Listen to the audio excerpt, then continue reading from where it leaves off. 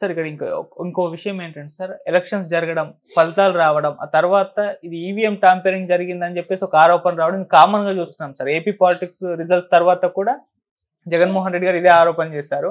మళ్ళీ మహారాష్ట్ర ఎలక్షన్స్ తర్వాత కూడా ఇదే ఆరోపణ. అక్కడ కూడా ఈవీఎం ట్యాంపరింగ్ జరిగింది, ఇక్కడ ఇన్వెస్టిగేషన్ ఇంకోసారి చేయాలి అని చెప్పేసి వాళ్ళు కూడా ఆరోపిస్తున్నారు. ఏంటి సార్ ఇప్పుడు ఈవీఎం బ్యాలెట్ పేపర్లు వీటిపైన ప్రపంచవ్యాప్తంగా కూడా చర్చ జరుగుతుంది. మీ ఒపీనియన్?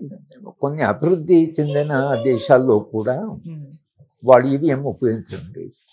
వాడు టెక్నాలజీలో మనకంటే చాలా ముందు ఉన్నారు, కానీ వాళ్ళు ఎందుకో బ్యాలెట్ పేపర్ని ప్రిఫర్ చేస్తున్నారు. ఎందుకంటే మెషిన్ ట్యాంపర్ చేయడానికి ఒక పాసిబిలిటీ ఉంది. చేస్తున్నారో మనం అనలేదు, కానీ ఆ అవకాశం ఉంది.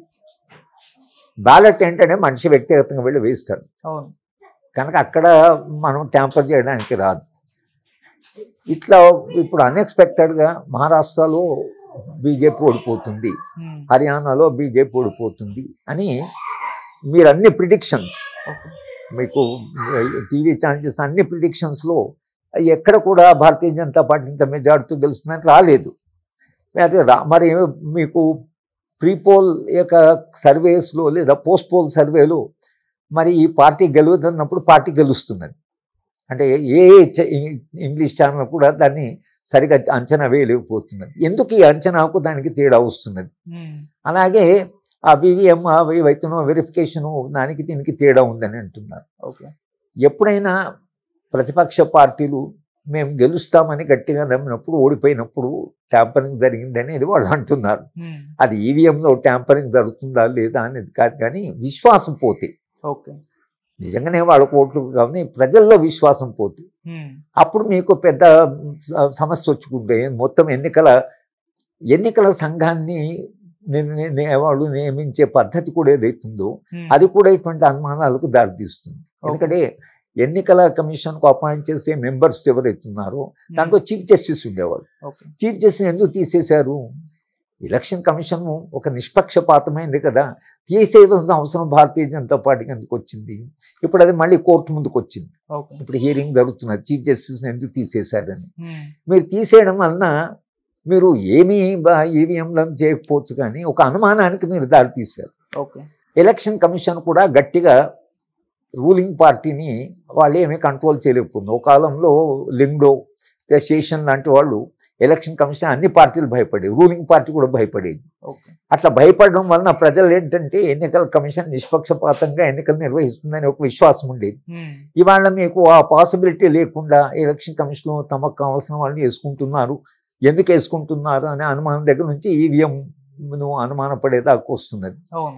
కనుక ఎలక్షన్ కమిషన్లో చీఫ్ జస్టిస్ను పెట్టడము కాస్త వాళ్ళు అపాయింట్ చేసే మెంబర్స్ ఎవరైతున్నారో వాళ్ళు ఏ పార్టీ వాళ్ళు కాదు, నిష్పక్షపాతంగా నిజాయితీగా ఉంటారు అనే విశ్వాసాన్ని కలిగించవలసిన అవసరం భారతీయ జనతా పార్టీకి ఉన్నది.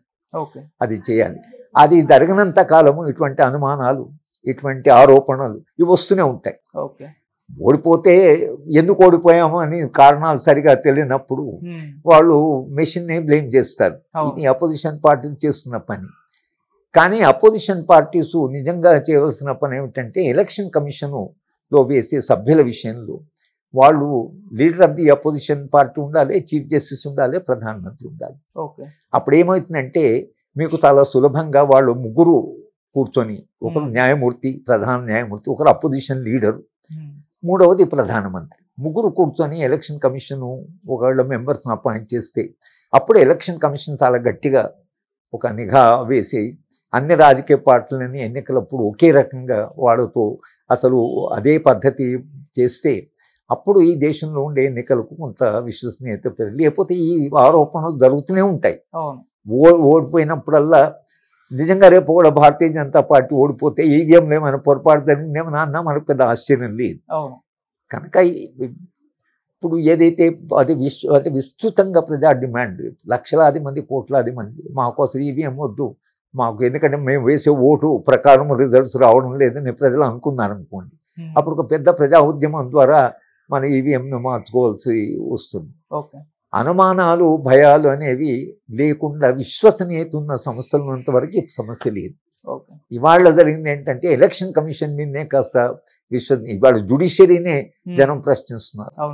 చంద్రచూడ్ గారు రిటైర్ అయిన తర్వాత ఎంత విశ్లేషణ జరుగుతుంది ఆయన కాలంలో ఆయన తన విధులను సరిగా నిర్వహించలేదు, న్యాయ వ్యవస్థనే విపరీతంగా అది వివాదాస్పదం అయిపోయింది.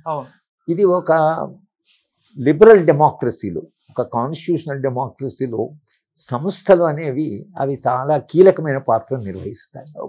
కనుక ఆ సంస్థల విశ్వసనీయత ఉన్న ఈ కాంట్రవర్సీస్ ఉంటుంది.